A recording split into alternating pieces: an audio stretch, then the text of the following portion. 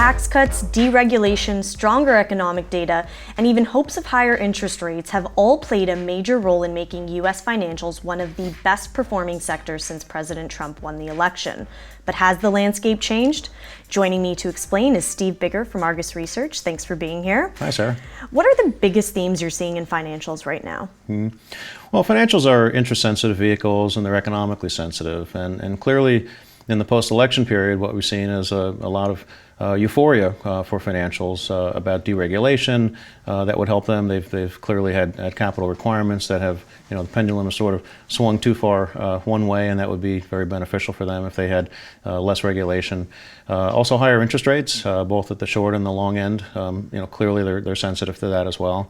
And economic growth, they are sensitive to that. Higher loan growth, higher net interest margins would help them on earnings. I mean, recently we've seen a little bit of a pullback. What do you think is driving that? Well, that's true. The financials did extremely well in the post-election period. In fact, they were up about 26% between Election Day and March 1st. And since we've seen a very large pullback, we're up only about 1% for financials so far this year, while the S&P 500 is up 8 or 9%. So I think a big reason for that pullback really has been some of that euphoria that's come off financials. There's been some of the Trump's agenda has gotten bogged down.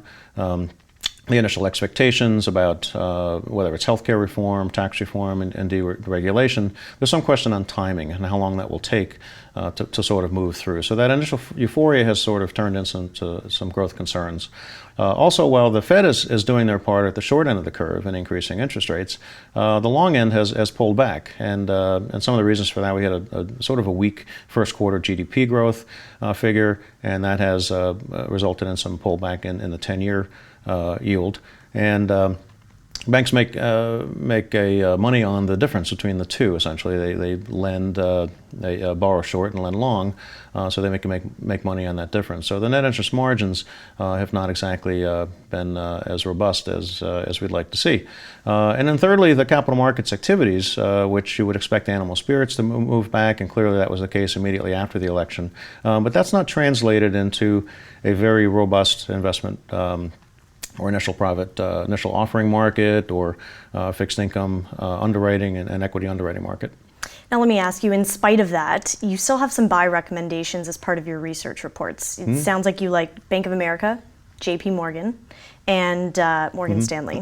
Why those three names?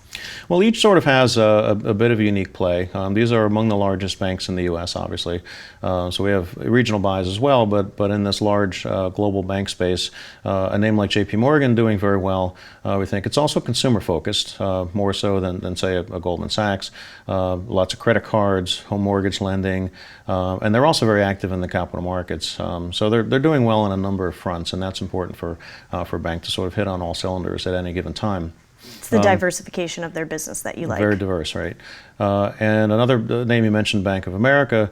This is a company that had quite a bit of trouble in the financial crisis period. They had capital problems. They had to cut their dividend quite a bit. But all these numbers are sort of coming back for them now. They're very big in home mortgage lending. Of course, the housing market has come back. Credit quality has come back. They also have a terrific franchise with Merrill Lynch in the asset management side. On the flip side, what are some of the risks with those names? Well, again, going back to being interest rate and economically sensitive, that's probably one of the biggest concerns is that rates don't move up, that they stay flat, and that's been a big concern of banks over the last many years, is that they've been unable to increase the net interest margins. They've been contracting. Also, that the long end of the curve does not move up higher, and that's an economic growth situation. Again, we had that weak first quarter. We expect a rebound in the second quarter for U.S. GDP, but if that doesn't sort of start to accelerate, that means loan growth won't accelerate either, and that's another risk. And credit quality is always a risk as well. That consumers or businesses start to have trouble paying bills. Particularly as rates start to move up, you have people on the margin that have home equity loans that are variable and tied to the prime rate, let's say, that will have more difficulty paying those loans back. In terms of other potential areas of the market that you think look attractive or could benefit that are not direct financial names, what has you excited Well, a lot of names in the technology space that are sort of related to financials, and sort of two hot areas right now I would point to would be fintech or financial technology, and payment processing is also is pretty popular right now. So a name like Fiserv that is a technology vendor to banks that helps in payment processing and things like that with debit and credit transactions. That's a pretty powerful story right now. Or a name like PayPal in the payment processing space as well. Sort of like Visa and MasterCard, where you can transact using their service. You can use it online or in-app or in-store. You can pay and be paid.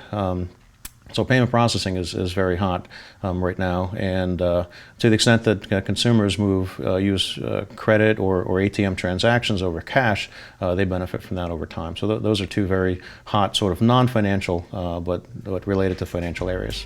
Thank you very much. Thank you.